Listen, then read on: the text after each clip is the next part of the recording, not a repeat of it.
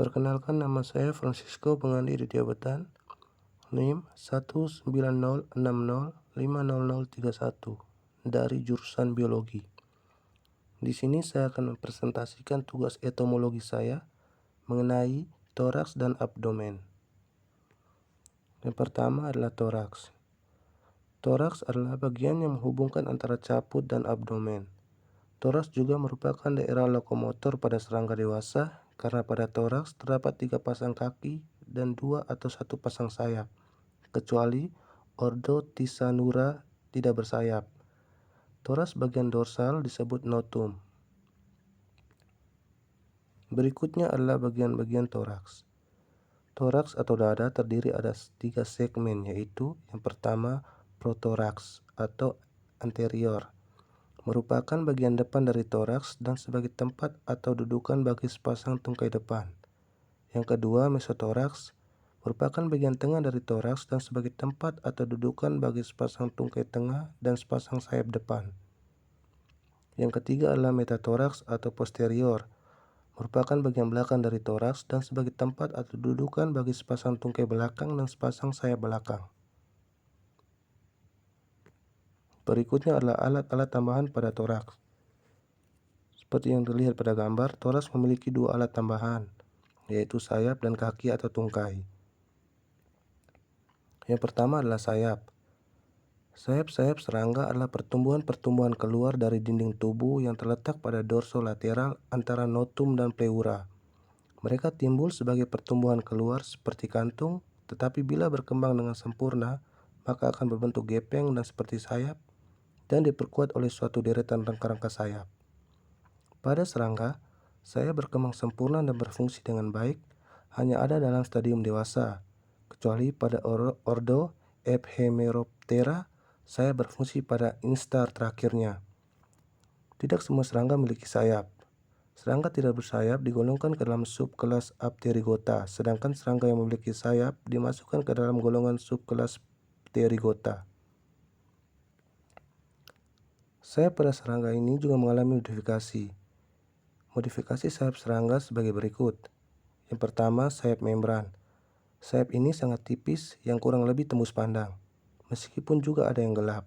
Misalnya pada capung atau Sympentrum corruptum, pada tawon atau Dolichoverspula maculata, dan pada rayap atau Reticulitermes virginicus. Yang kedua adalah sayap sisik. Permukaan sayap dipenuhi dengan sisik yang membuat sayap berwarna-warni, misalnya pada kupu-kupu atau Papilioturnus, pada ngengat atau Io autermiris Io, dan pada serangga Neoptera atau Neurcopsice utleiorum. Yang berikutnya adalah haltere. Modifikasi ekstrim pada serangga ordo Diptera. Sayap belakang tereduksi menjadi sepasang pentul yang berfungsi untuk menjaga keseimbangan, misalnya pada lalat atau Tipula oleracea. Modifikasi sayap berikutnya adalah elytra atau tunggal elytron. Sayap depan menebal untuk melindungi sayap belakang, menjadi penciri serangga ordo Coleoptera, misalnya pada kumbang kotoran binatang atau Heliocopris andersoni. Berikutnya adalah hemelytra. Modifikasi ini menebal pada 2/3 bagian terdekat dengan badan, sedangkan 1/4 bagian terjauh dari badan tidak menebal. Misalnya pada berbagai jenis kepik, seperti pada kepik mata besar atau Geocoris sp. Yang berikutnya adalah tegmina atau tunggal tegmen. Sayap depan menyerupai kertas pada ordo Orthoptera, Plataria, dan Mantodea, misalnya pada kecoak atau Periplaneta fuliginosa dan belalang katidid atau Pterophylla camellifolia. Berikutnya adalah tungkai. Tungkai atau kaki merupakan salah satu embelan pada bagian toraks serangga, selain sayap. Tungkai serangga terdiri atas beberapa ruas atau segmen. Ruas pertama disebut corpus atau chosa, merupakan bagian yang melekat langsung pada toraks. Ruas kedua disebut trochanter, berukuran lebih pendek daripada coxa dan sebagian bersatu dengan ruas ketiga. Ruas ketiga disebut femur, merupakan ruas yang terbesar. Selanjutnya, ruas keempat disebut dengan tibia, biasanya lebih ramping tetapi kira-kira sama panjangan dengan femur. Pada bagian ujung tibia ini biasanya terdapat duri-duri atau taji. Ruas terakhir disebut tarsus. Tarsus biasanya terdiri atas 1-5 ruas. Di ujung ruas terakhir tarsus terdapat pretarsus yang terdiri dari sepasang kuku tarsus. Kuku tarsus disebut dengan kelau. Di antara kuku terdapat struktur seperti bantalan yang disebut aroleum. Tungkai serangga banyak yang mengalami modifikasi dari bentuk yang umum dengan fungsi penjalan. Tungkai-tungkai serangga mengalami modifikasi. Sejumlah modifikasi tersebut adalah: yang pertama, tipe cursorial, adalah tungkai yang digunakan untuk berjalan dan berlari, misalnya pada kecoa. Yang kedua adalah tipe fossorial, adalah tungkai yang digunakan untuk menggali, ditandai dengan adanya kuku depan yang keras sekali, misalnya tungkai depan orang-orang. Yang ketiga, tipe saltatorial, adalah tungkai yang berfungsi untuk meloncat, ditandai dengan pembesaran femur tungkai belakang, misalnya pada belalang. Yang keempat adalah tipe raptorial, adalah tungkai yang berfungsi untuk menangkap dan mencengkram mangsa, ditandai dengan pembesaran femur tungkai depan, misalnya kaki depan belalang sembah. Yang kelima, tipe natatorial, adalah tungkai yang berfungsi untuk berenang, ditandai dengan bentuk yang pipih serta adanya sekelompok rambut-rambut renang yang panjang, misalnya pada kepidin kapal. Dan yang terakhir adalah tipe ambulatorial, adalah tungkai yang berfungsi untuk berjalan, ditandai dengan femur dan tibia yang lebih panjang dari bagian tungkai lainnya. Tungkai ini merupakan bentuk umum tungkai serangga, misalnya pada kupu-kupu. Tungkai pada beberapa jenis serangga memiliki struktur khusus yang sesuai dengan fungsinya.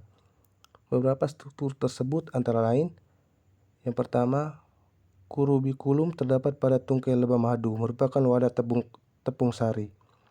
Yang kedua, tympanum terdapat pada tibia tungkai depan dari belalang berantena panjang, atau Tetygonidae, dan jangkrik atau Grylidae.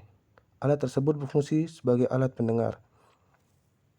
Yang terakhir, pada berbagai jenis serangga terdapat berbagai tipe struktur alat indera pada tungkainya, misalnya sisili pada tarsis tungkai depan lalat rumah yang berfungsi untuk merasakan makanan.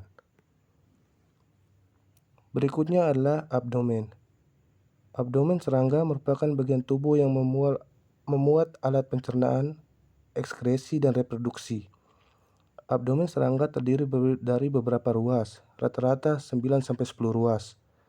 Bagian dorsal dan ventral mengalami sklerotisasi, sedangkan bagian yang menghubungkannya berupa membran.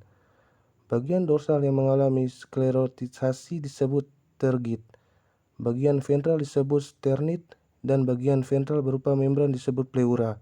Perkembangan evolusi serangga menunjukkan adanya tanda-tanda bahwa evolusi menuju ke pengurangan banyaknya ruas abdomen.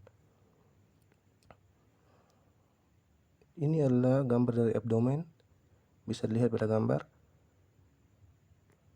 Sebagian besar ruas abdomen tampak jelas terbagi menjadi tergum atau bagian atas dan sternum atau bagian bawah, sedangkan pleuron atau bagian tengah tidak tampak, sebab sebagian bersatu dengan tergum.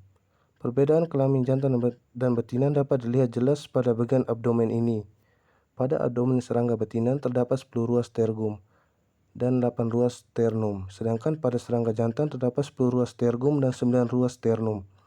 Ruas ke-11 abdomen pada belalang betina tinggal berupa pelat dorsal berbentuk segitiga yang dinamakan epiprok dan sepasang pelat lateroventral yang dinamakan paraprok. Di ujung epiprok dan paraprok terdapat lubang anus. Tergum ruas ke-11 memiliki sepasang embelan yang dinamakan cerci. Pada serangga betina, embelan-embelan termodifikasi pada ruas abdomen ke-8 dan ke-9 membentuk ovipositor atau alat peletakan telur, di mana terdiri atas dua pasang katup yang dinamakan valviver dan selanjutnya menyandang valvulae. Alat kopulasi pada serangga jantan biasanya terdapat pada ruas abdomen ke-9. Pada kedua sisi ruas abdomen pertama terdapat lubang yang cukup besar dan tertutup oleh selaput tipis yang disebut timpanum atau alat pendengaran pada belalang. Spirakel atau lubang pernapasan pada abdomen terletak di depan timpanum, dan spirakel lainnya terletak pada ruas abdomen ke-2 sampai ke-8 pada sebelah bawah dari tergum.